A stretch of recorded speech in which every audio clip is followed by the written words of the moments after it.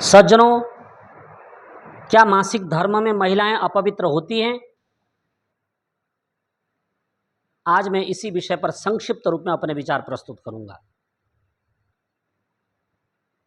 सूची दो प्रकार की होती है, एक बाह्य सूची, एक आभ्यंतर सूची। बाह्य सूची में आपके पहने हुए जो वस्त्र हैं वो बहुत सुंदर होने चाहिए और ऐसे होने चाहिए जो आपके शरीर को न चुभें। बेशक आप निर्धन हो, आपके वस्त्र बिल्कुल पुराने हों, परंतु उन वस्त्रों को भी धुल करके पहनना है आपने। और बाह्य सूची में आपका निवास स्थान स्वच्छ होना चाहिए, चाहे आपकी कुटिया हो, चाहे आपका विशाल भव्य बंगला हो, महल हो। और साथ में आप जहां रहते हैं, जहां बैठते हैं, वह स्थान भी अत्यंत पवित्र होना चाहिए। और बाह्य सूची में आपका जो ये शरीर है, ये शरीर भी बिल्कुल शुद्ध पवित्र होना चाहिए। स्नान के द्वारा ये शरीर शुद्ध होता है।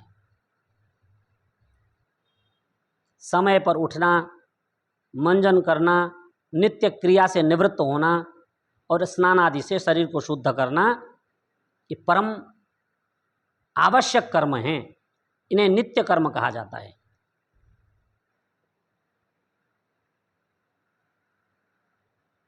और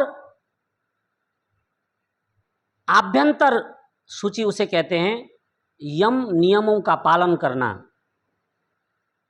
अहिंसा, सत्यास्तेय, ब्रह्मचर्य, अपरिग्रह, यमाः। शौच, संतोष, तपस्वाध्याय, ईश्वर प्रणिधानानि नियमाः।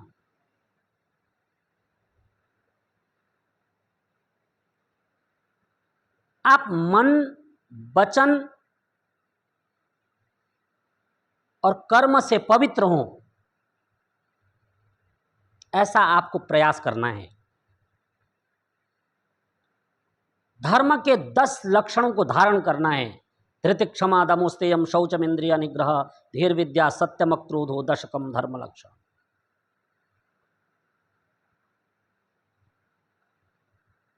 जब आप इनका पालन करेंगे, जब आप धर्म के 10 लक्षणों को धारण करते हुए अधर्म के 14 लक्षणों का त्याग करेंगे, कामज और क्रोधज जो 18 दुर्गुण दुर्व्यसन है उनका त्याग करेंगे,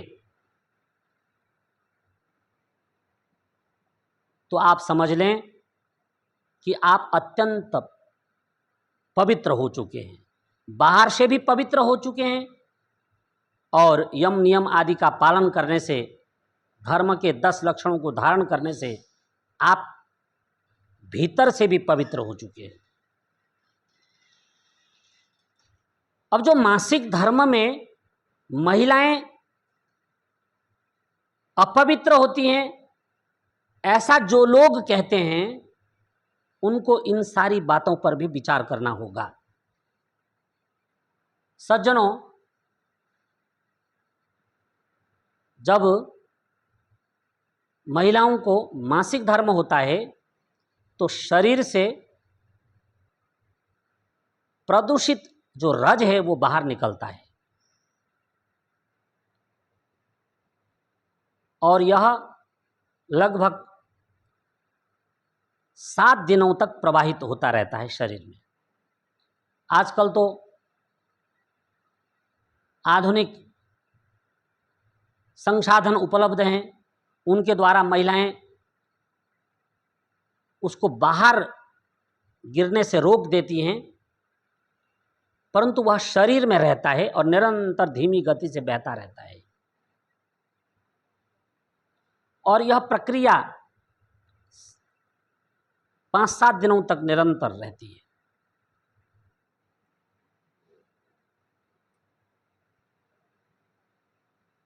तो महिलाएं अपवित्र नहीं होती, अपितु जो महिलाओं के शरीर में जो प्रदूषित रज है उसके कारण महिलाओं का जो शरीर है वह अपवित्र होता है। तो शरीर अपवित्र है, तो अपवित्र शरीर से क्या कार्य करने चाहिए और क्या नहीं करने चाहिए, इस पर आपको विचार करना है। जैसे भारी काम करने के लिए वर्जित किया गया है, और इन दिनों में दौड़ धूप करने के लिए वर्जित किया गया है। अधिक व्यायाम न करें और उल्टा सीधा भोजन न करें, परहेज करें। और यदि घर में महिलाएं हों तो इन दिनों में भोजन आदि बनाने से भी परहेज करें। अब जब कोई नहीं है, शहरीकरण में अकेली महिला है और बच्चे हैं छोटे छोटे, तो आपत्ति काले मर्यादा नास्ति, फिर आप जो है निसंकोच, आपको कोई दोष नहीं लगेगा, आप जाएं, भोजन बनाएं, खुद भी खाएं, बच्चों को भी खिलाएं, अपने परिवार को खिलाएं। परंतु यदि घर में काम करने वाले लोग हैं तो फिर महिलाओं को इससे थोड़ा बचना चाहिए।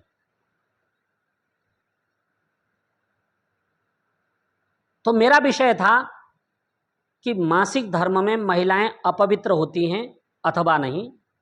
तो मैं कहना चाहता हूं कि महिलाएं अपवित्र नहीं होती हैं, अपितु जिन महिलाओं को मासिक धर्म होता है उनका शरीर अपवित्र होता है, और इस अपवित्र शरीर के रहते हुए आप कोई भी शुद्धि का कार्य करने के लिए बाध्य नहीं हैं। आप स्वतंत्र हैं,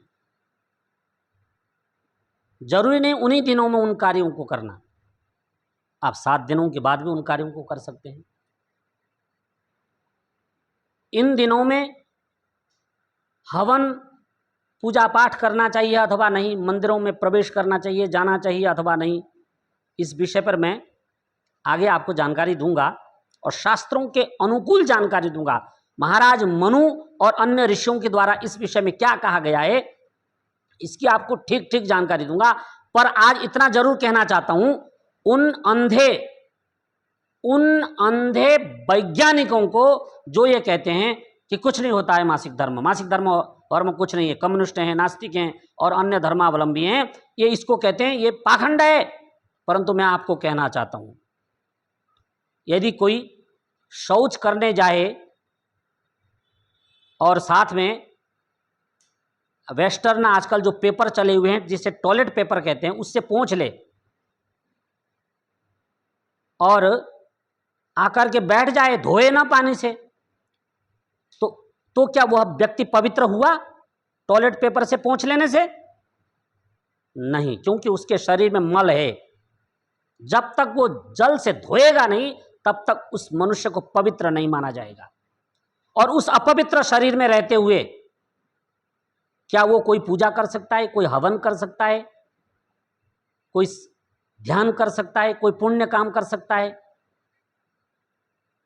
अरे पुण्य काम करना है तो कम से कम धो के तो आओ। इसी प्रकार मासिक धर्म में जब शरीर में प्रदूषित रज है तो कम से कम जब तक प्रदूषित रज कम न हो जाए तब तक आपको कोई भी ऐसा कदम नहीं उठाना चाहिए, कोई भी ऐसा कार्य करना नहीं चाहिए जो ऋषियों के निषेध करने के बाद आप जबरन उसको करने के लिए उद्यत हो।